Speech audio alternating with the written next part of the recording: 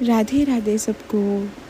दोस्तों, आज हम बात कर रहे हैं एक ऐसे स्थान, एक ऐसे पवित्र जगह के बारे में जिसके बारे में जानकारी तो सभी को होगी, लेकिन उसकी रोचक तथ्य, उसकी महिमा, उसके गुण बहुत ही कम लोगों को मालूम होगा।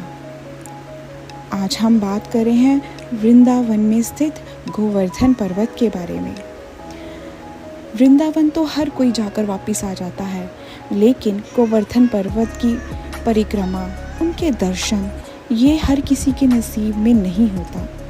लेकिन जब आपको मालूम लगेगा कि इसके क्या फ़ायदे हैं, इसके क्या गुण हैं, इसके दर्शन और परिक्रमा से ही आपको क्या फल मिल सकता है, तो आप वृंदावन से वापस नहीं आएंगे, बल्कि गोवर्धन की परिक्रमा लगाकर ही अपने घर को आएंगे।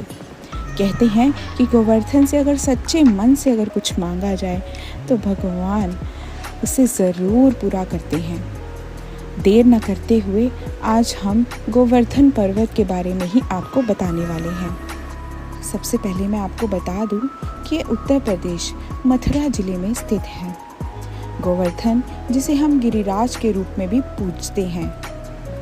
गोवर्धन पर्वत की परिक्रमा लगभग 21 से 23 किलोमीटर के बीच में मानी जाती है। बहुत से भक्तगण इसकी परिक्रमा पैदल ही लगाते हैं, जो कि पूरा करने में कम से कम हमें 2 या 3 दिन का समय लग जाता है। बता दें कि गोवर्धन पर्वत ही वही पर्वत है जब बाल लीला में भगवान कृष्ण ने उसे अपनी कनिष्ठिका उंगली पर धारण किया था, ताकि वो वृंदावन के लोगों को, अपने भक्तगणों को, ब्रजवासियों को इंद्र के प्रकोप से बचा सके। इसे गिरिराज पर्वत के नाम से भी जाना जाता है, जिसका अर्थ है पहाड़ों का राजा। 21 किलोमीटर की परिक्रमा होने के कारण ही इसका धार्मिक महत्व बहुत ही बड़ा है। हम बता दें कि गोवर्धन पर्वत यानी गिरिराज पर्वत भगवान कृष्ण का प्राकृतिक रूप माना जाता है। पौराणिक कथाओं के अनुसार ही इसकी पूजा आज भी दीपावली यानी कार्तिक महीने की दीपावली से अगले दिन, यानी जिसे अन्नकूट भी कहते हैं, उसी दिन गिरिराज पर्वत की 56 प्रकार के भोगों के साथ पूजा अर्चना की जाती है। ऐसा माना जाता है कि जो लोग अपने जीवन काल में एक बार भी गिरिराज पर्वत की परिक्रमा कर लें तो उनके सभी पाप नष्ट हो जाते हैं। बता दें कि जो लोग वृंदावन की यात्रा करके बांके बिहारी के दर्शन करके वापस लौट आते हैं, जो गिरिराज की परिक्रमा तो दूर बल्कि उनके दर्शनों के लिए भी नहीं जा पाते, वो बहुत ही अभाग्य माने जाते हैं।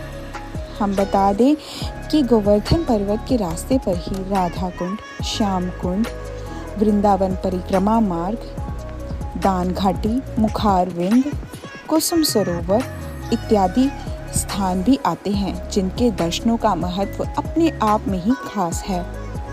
गोविंद लीला अमृत में श्री कृष्णदास कविराज गोस्वामी कहते हैं कि गोवर्धन पर्वत मोर के आकार का है और राधा कुंड, श्याम कुंड उसकी आंखें हैं। दान घाटी, मानसी गंगा उसकी लंबाई है। मुखारविंद मुख है। कुसुम सरोवर उसका मुख है और पूंछरी और उसकी पीठ, पूंछ के पंख हैं। मोर अक्सर अपनी गर्दन को मोड़कर अपना सिर अपने पेट के नीचे रखता है। इस प्रकार गोवर्धन पर्वत का आकार मोर की मुद्रा में है। इसके साथ ही वल्लभाचार्य के अनुयायी कृष्ण की पूजा एक छोटे पत्थर यानी गोवर्धन शिला में करते हैं, जो गोवर्धन पर्वत का प्रतिनिधित्व करता है, जिसके चारों ओर श्री राधा रानी का प्रतिनिधित्व करने वाली गुंजा माला होती है, जिसे बाल कृष्ण अपनी पसंदीदा गुंजा माला से अविभाज्य करते हैं। तो दोस्तों, अगर आपको ये हमारी जानकारी अच्छी लगी तो प्लीज़ हमारे चैनल को सब्सक्राइब कीजिए, वीडियो को लाइक और शेयर करना ना भूलें, और ऐसी और रोचक जानकारी के लिए हमें फॉलो और चैनल को सब्सक्राइब कर लें। हरे कृष्णा, राधे श्याम।